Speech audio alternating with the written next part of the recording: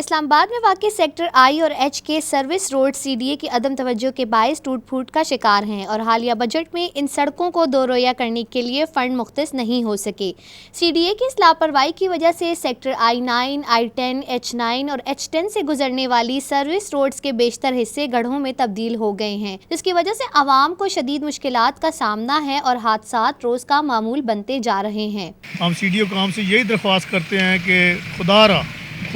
یہ آپ ان روڈوں کے اوپر آئیں، ان روڈوں کو چیک کریں، ان کے اوپر سفر کریں، پھر غریب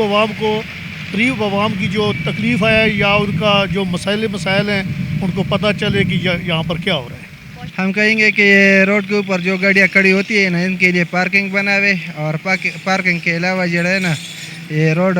جتنا ٹوٹ پھوٹ ہے اس کو بناوے، مرمت کرے تو پھر بھی گزارا ہو جاتا ہے۔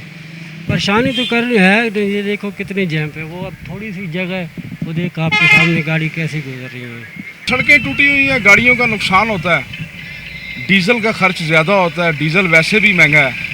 ہم سی ڈی او کو کہیں گے کہ ان روڈوں کو جلدی سے بنوائیں، کیونکہ ہماری گاڑیاں خراب ہو جاتی ہیں، سروس کرنی پڑتی ہے ہمیں دوبارہ سے۔ اور دوسری بات یہ کہ انڈسٹری علاقہ ہے، اس میں ٹرکوں کا دن کے وقت الاؤڈ نہیں ہونا چاہیے۔ ذرائع کے مطابق سی ڈی اے نے 17 مئی 2008 کو ہونے والے اجلاس میں سروس روڈز کو دو رویہ کرنے کے لیے 29 کروڑ 21 لاکھ روپے کی خطیر رقم کی منظوری دی تھی، تاہم اب تک یہ منصوبہ شروع نہیں ہو سکا۔ سڑک پر انڈسٹریل زون قائم ہونے کی وجہ سے ہر وقت بڑی گاڑیاں گزرتی ہیں، ایسے میں ٹریفک جام بھی روز کا معمول ہے۔